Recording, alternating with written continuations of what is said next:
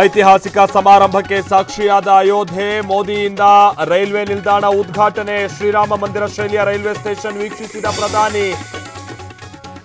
ಅಯೋಧ್ಯೆ ವಿಮಾನ ನಿಲ್ದಾಣ ಉದ್ಘಾಟನೆಗೆ ಕ್ಷಣಗಣನೆ. ಪ್ರಧಾನಿಯಿಂದ ಮಹರ್ಷಿ ವಾಲ್ಮೀಕಿ ಏರ್ಪೋರ್ಟ್ಗೆ ಚಾಲನೆ. ಪ್ರಯಾಣಿಕರ ಮನ ಸೆಳೆಯಲಿದೆ ಟರ್ಮಿನಲ್.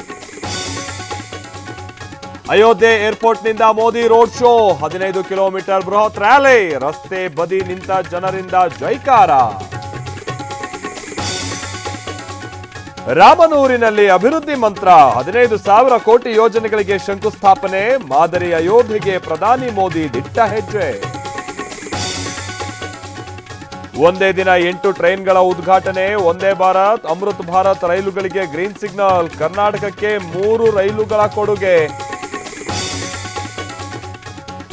ಅತೃಪ್ತರಿಗೆ ಮದ್ದೆರೆದ ಸಿಎಂ. ಕಾಂಗ್ರೆಸ್ನ ಹಿರಿಯ ಶಾಸಕರಿಗೆ ಮಣೆ ಹಾಕಿದ ಸಿದ್ದರಾಮಯ್ಯ.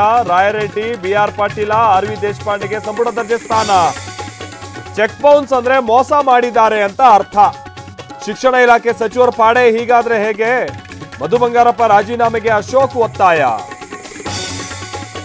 ಪ್ರತಾಪ ಸಿಂಹ ಸಹೋದರನ ವಿರುದ್ಧ ಮರ ಕಡಿದ ಆರೋಪ. ವಿಕ್ರಮ್ ಸಿಂಹ ಬಚಾವ್ಗೆ ಪ್ರಭಾವಿಗಳ ಕೈವಾಡದ ಶಂಕೆ.